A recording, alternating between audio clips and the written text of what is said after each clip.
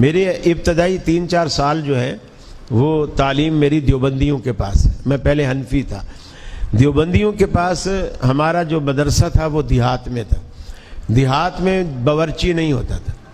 اب کیا کرتے تھے, کچھ گھر والوں نے, جیسے ادھر ہے, ہر گھر والے نے استاد جی سے کہہ رکھا تھا کہ ہم روزانہ 2 بچوں کا کھانا دیں گے, صبح بھی دیں گے شام کو بھی دیں گے. کسی نے کہہ رکھا تھا ہم 1 بچے کا کھانا دیں گے, کسی نے ہم 3 بچے کا. تو استاد جی کھانے کے ٹائم پہ ہمیں بھیجتے تھے, ایک برتن ہوتا ساتھ, ہم وہ لے جاتے اس گھر میں جا کر, جو ایک طرف جتنے گھر پڑتے 1-2 طالب علم چلے جاتے, وہ کسی کے گھر میں کڑی پکی ہے اسی میں ڈال لیتا, ساگ پکا ہے اسی میں ڈال لیتا, گوشت پکا ہے اسی میں, آلو مٹر پکے اسی میں, گاجر کدو پکے وہ بھی, دنیا کی ہر حتیٰ کہ دال پکی ہے وہ بھی اسی میں, سارا بن جاتا. اب جب استاد جی کے پاس ہم آتے, ان کے پاس اور بڑا پتیلہ ہوتا تھا, تو وہ چھوٹے پتیلے جہاں سے بھی آتے جاتے اس بڑے میں ڈالتے جاتے, پھر اس میں ایک چمچ چلاتے, ایک عجیب مرغوبہ سا ایک بن جاتا, لیکن کھانے میں بد ذائقہ نہیں ہوتا تھا.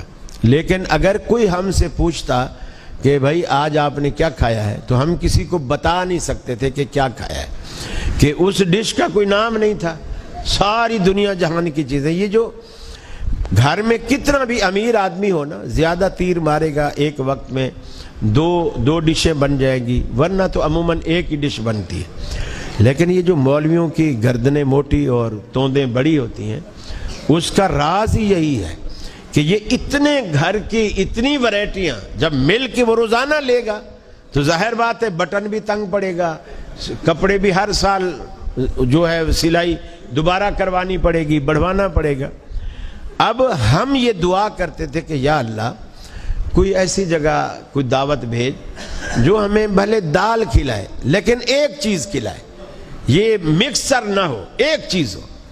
اور وہ دعوت جب ہمیں ملتی تھی جب کسی کے ہاں فوتگی ہوتی تھی. فوتگی ہوتی, وہ استاد جی کے پاس آتا, جی 15 طالب علم بھیج دو, درود شریف کا ختم ہے, ہماری نانی مر گئی ہے, اس کے ایصال ثواب کے لیے.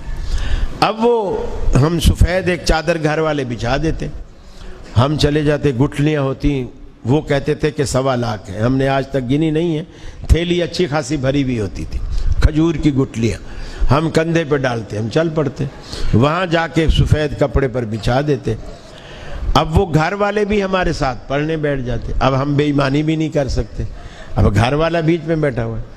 پھر ہم گھر والے کو اٹھانے کے لیے کہتے تھے کہ بھی یار پانی وانی تو لا, اتنی دیر ہوگی, پیاس لگی ہے.